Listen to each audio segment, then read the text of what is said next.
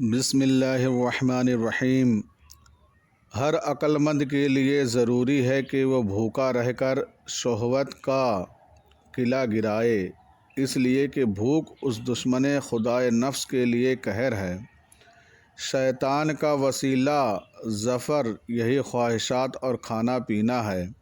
فرمان نبی صلی اللہ تعالیٰ علیہ وسلم ہے کہ شیطان تمہارے جسم میں خون کی طرح گردش کرتا ہے، ان کے ان راستوں کو بھوک سے بند کرو، یعنی اگر تم بھوکا رہو گے تو شیطان تم پر قابض نہ ہو پائے گا۔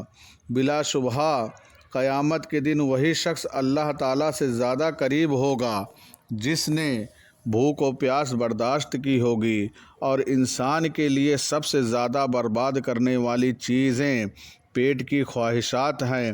اس پیٹ کی بدولت حضرت آدم اور حوا جنت سے ذلت و فقر و فاقہ کی زمین پر اتارے گئے، جبکہ رب کریم نے انہیں شجرہ ممنوعہ کے کھانے سے منع کر دیا تھا تو انہوں نے پیٹ کی خواہشات کی بنا پر اسے کھا لیا۔ یہی پیٹ در حقیقت میں شہوت کا منبع اور مرکز ہے۔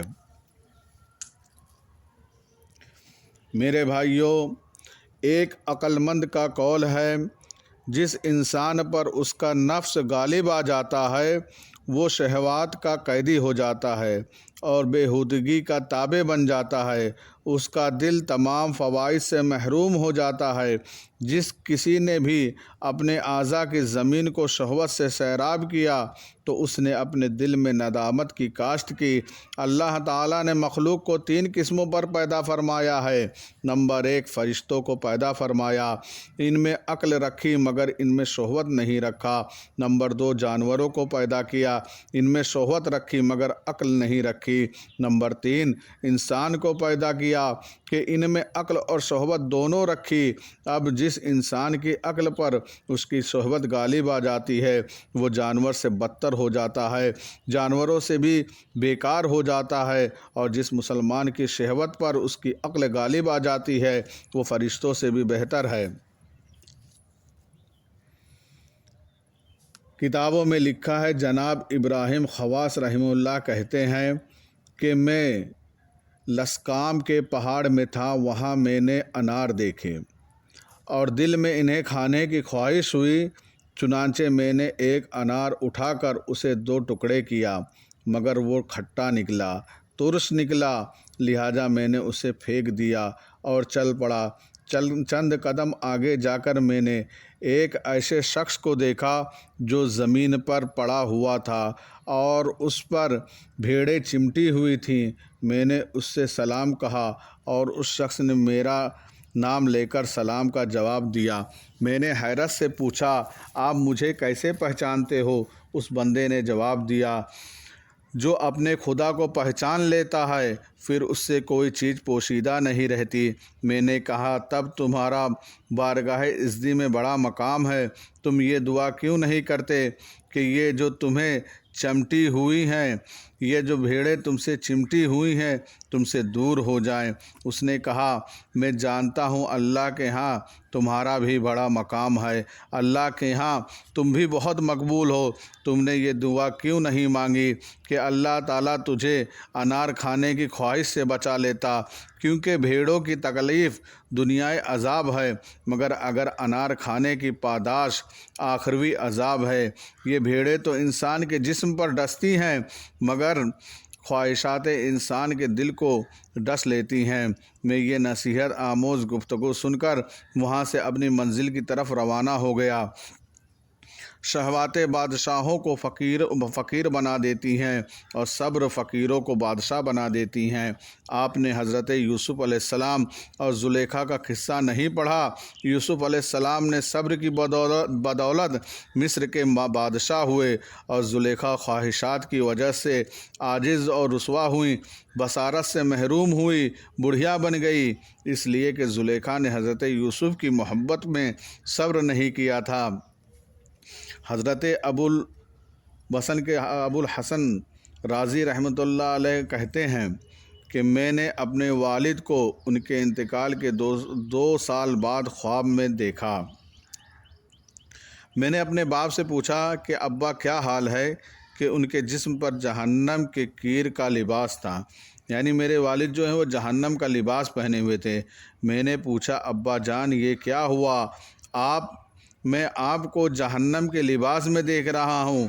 میرے والد نے فرمایا اے بیٹے، مجھے میرا نفس جہنم میں لے گیا، اس کے دھوکے میں کبھی نہیں آنا۔ میں ان 4 دشمنوں سے گھرا ہوا ہوں جو میری بدبختی اور کثرت گناہ کی وجہ سے مجھ پر غالب آ گئے۔ شیطان، نفس، دنیا اور خواہشات، ان سے کیسے رہائی مل سکتی ہے، حالانکہ یہ چاروں میرے جانی دشمنی ہیں۔ میں دیکھتا ہوں کہ خود بینی اور شہوت کی ظلمت میں میرے دل کو خواہشات اپنی طرف بلاتی رہتی ہیں۔ جناب حاتم رحمہ اللہ کا ایک قول ہے کہ نفس میرا استبل ہے، علم میرا ہتھیار ہے، نا امیدی میرا گناہ ہے، شیطان میرا دشمن ہے اور میں نفس کے ساتھ فریب کرنے والا ہوں، اس کو فریب میں مبتلا کرتا ہوں۔ عارفانہ نکتہ: ایک عارف باللہ کا قول ہے کہ جہاد کی 3 قسمیں ہیں، کفار کے ساتھ جہاد، اور یہ جہاد ظاہری ہے۔ اللہ تبارک و تعالی ارشاد فرماتا ہے یجاہدون فی سبیل اللہ، یعنی اللہ کے راستے میں جہاد کرو۔